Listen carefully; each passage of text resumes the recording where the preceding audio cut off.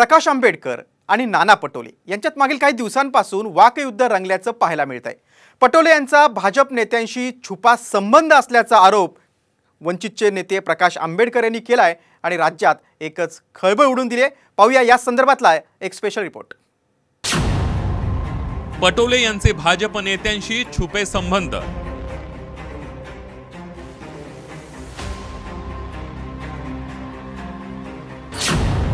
भाजपच्या विजयासाठी पटोलेंनी उमेदवार दिले।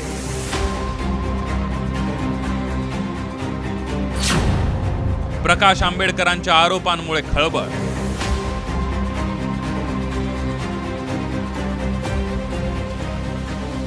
नाना पटोले आणि भारतीय जनता पक्षामधल्या काही नेत्यांबरोबरचे त्यांचे असणारे संबंध यातून खुले झाले। काँग्रेस प्रदेश अध्यक्ष नाना पटोले यांच्यावर प्रकाश आंबेडकर यांनी केलेल्या या आरोपांमुळे राज्याच्या राजकारणात एकच खळबळ उडाली आहे। प्रकाश आंबेडकर एवढ्यावरच थांबलेले नाहीये, तर भाजप उमेदवारांच्या विजयासाठी पटोले यांनी काँग्रेसचे कमजोर उमेदवार दिल्याचा आरोपही आंबेडकर यांनी केला। तर कुणाचे कुणाशी संबंध आहेत ते आम्ही लवकरच मांडू, असं प्रत्युत्तर नाना पटोले यांनी प्रकाश आंबेडकर यांना दिलं।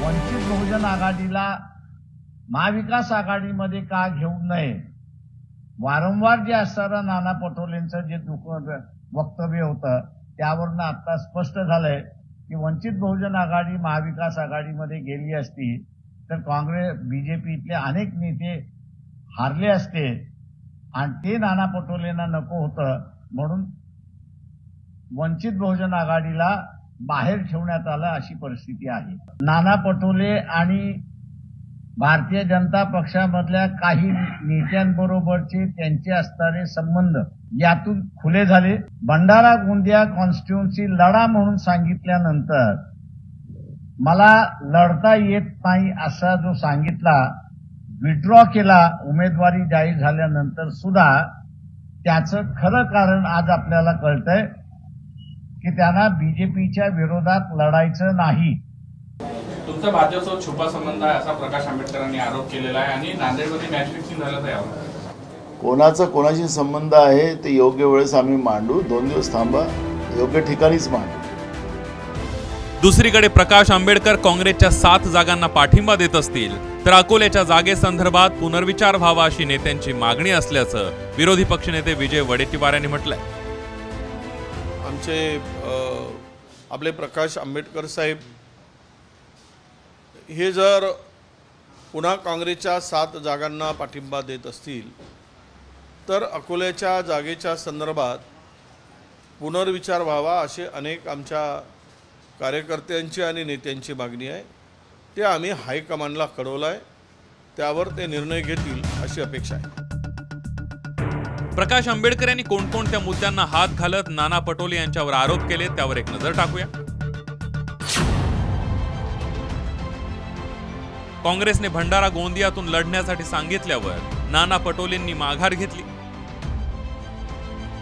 नागपूरमध्ये काँग्रेसला वंचितने दिलेल्या पाठिंब्यामुळे गडकरी पराभूत होतील याचं पटोलेंना दुःख आहे। वंचित महाविकास आघाडीमध्ये गेली असती तर अनेक भाजप नेते हरले असते, ते पटोलेंना नको होतं। पटोले यांनी नांदेडमध्ये अशोक चव्हाण यांच्या सांगण्यावरून उमेदवार दिला। विशेष करून नांदेड मधला उमेदवार काँग्रेस पक्षाचा, तिथे नाना पटोलेने सांगावं मॅच फिक्सिंग अशोक चव्हाणाबरोबर झाली की नाही। अशा अनेक ठिकाणच्या होणार आहेत आणि म्हणून आम्हाला बीजेपी डिफीट करायचं असेल तर योग्य ठिकाणी योग्य भूमिका आम्ही घेणार असं आम्ही ठरवलेलं आहे। वंचित आणि महाविकास आघाडीच्या चर्चांच्या फैरी फिसकटल्यानंतर आता एकमेकांवर आरोपांच्या फैरी सुरू झाल्या। वंचितनं लोकसभेसाठी 11 उमेदवारांची यादी जाहीर केली आहे। काही ठिकाणी काँग्रेसला पाठिंबा देण्याची ऑफरही प्रकाश आंबेडकरांनी दिली आहे। त्यांच्यावरच भाजपची बी टीम असल्याचा आरोप होत असताना त्यांनीच पटोलेंना आरोपींच्या पिंजऱ्यात उभं केलंय। त्यामुळे प्रकाश आंबेडकरांची नेमकी खेळी काय हा प्रश्न आहे। ब्युरो रिपोर्ट, साम टीव्ही न्यूज।